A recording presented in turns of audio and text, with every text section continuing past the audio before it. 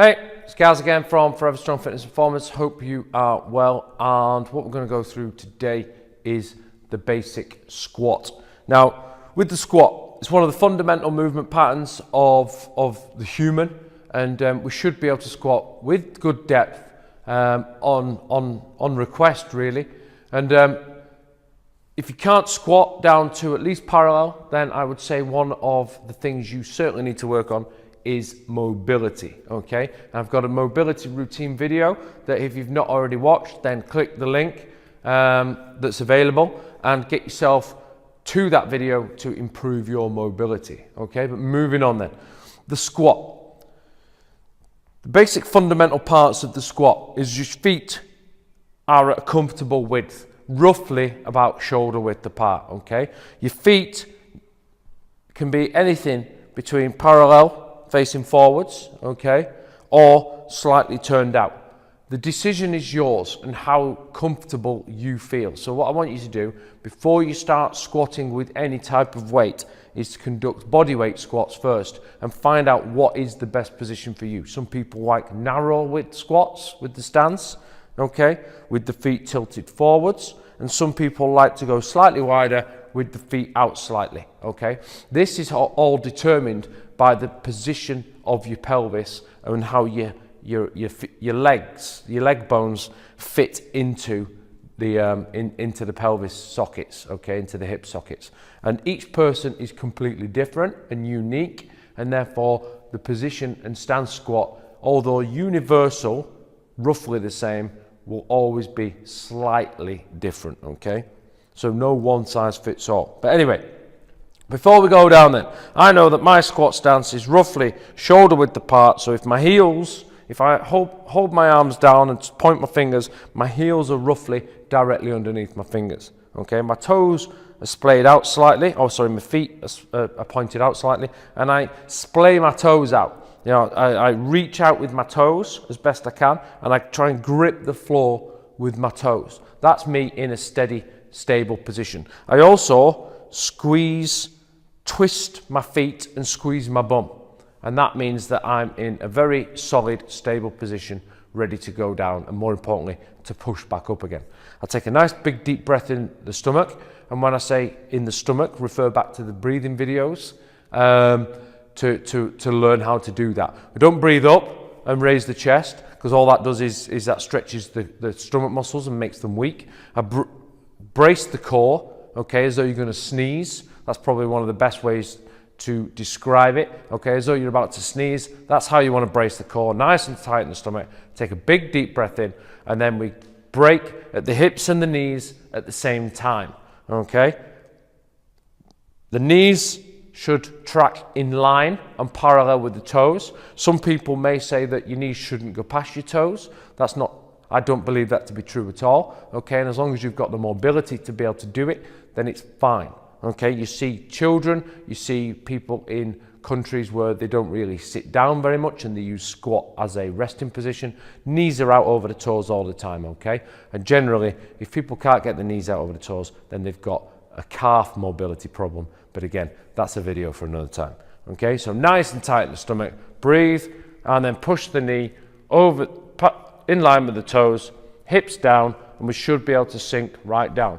Notice that the chest is all the way up, okay? I'm not leaning forward too much, and the back's not rounded. The back's nice and straight. If need be, put your arms out in front of you to aid you, and the knees are in line with the toes. And as I push back up, I maintain that about to sneeze brace in the core, keep the arms forward, and then I keep the knees pushing out over the toes, and I stand fully back up again. So the hips come forward, I'm squeezing my bum through all the time. I don't lean back with the chest and the shoulders. I maintain an upright position, okay? And then it's back down, chest up, keep nice and tight in the stomach. One of the main faults at the bottom is that people release that tension in the stomach and the back rounds and the shoulders come forward. Maintain that tension in the stomach, breathe out on the way up, and stand back up again. So from the side, yeah, shoulders, hips, and heel are all in line, nice and tight in the stomach. Down we go, maintain that back position, and then straight back up again, okay? remembering to breathe out on the way up. That is the squat position. Okay, progressing with the squat then. Once you've got the body weight squat nailed down, and you can do that fairly comfortably, routinely for at least 10 reps, then I suggest you can add some weight to the squat. Now, the first way of adding some weight to the squat is quite simply, I've got kettlebells, but you can use a dumbbell, you can use a bag, you can use a sack, you can use a power bag, whatever it is, it's a weight, okay, which is the most important thing. And essentially all we're going to do is we're going to hold the weight with straight arms in and around the hip region, like so. Be careful to keep your back nice and straight as you pick the weight up. Keep your arms straight so your arms aren't doing any of the work.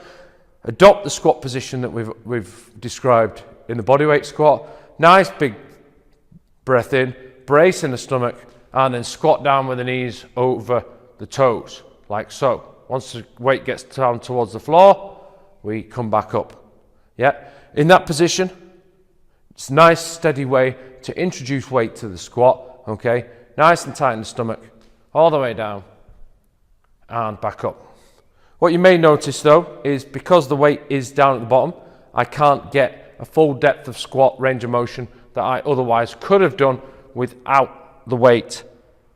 Okay, so it's actually restricting my range of motion. So to improve on that and to progress even further, what I can do is I can hold the weight in what we call the goblet position.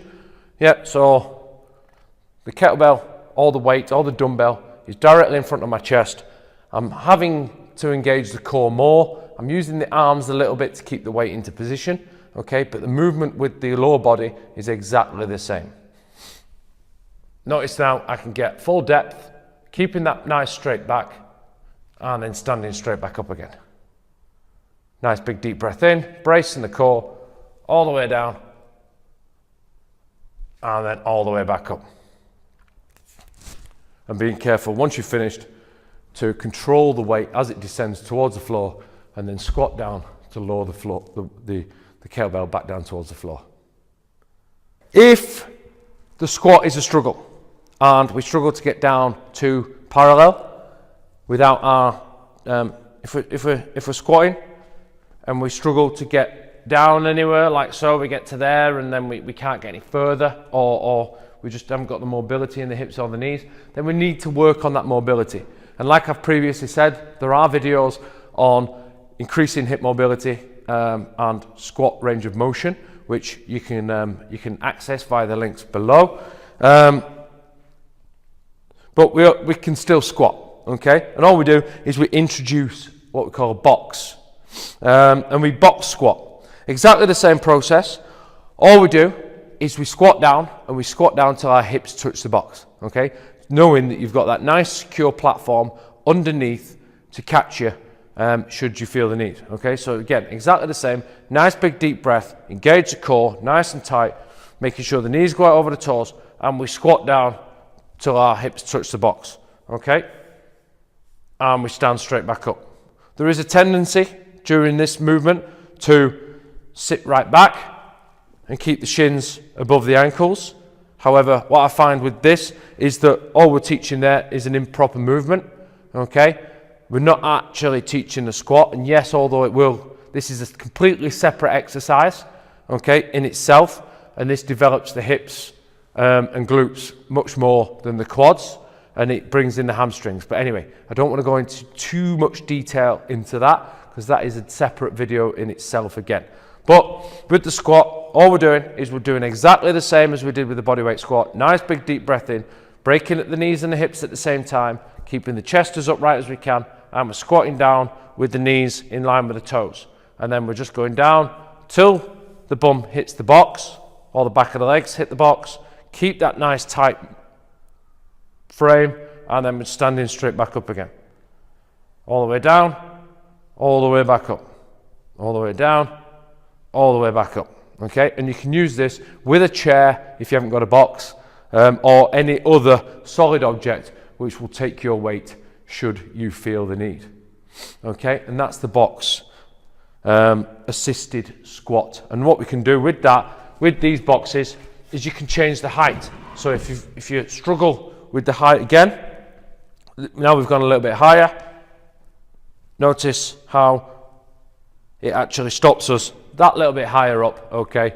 But we're still able to conduct a squat whilst we work on our mobility, okay? No reason not to get out there and start squatting, okay?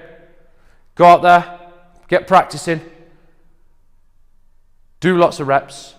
The more practice you can do with good form, the better. Take plenty of rest in between as you feel the need, and just get out there and do, okay? And you'll see it improve. Persistence, practice, consistency will keep you going and will lead to fabulous results. Cheers for watching now. Like, comment, share, do whatever you want to do, and we'll get you some great results. Okay? Cheers now. Bye-bye.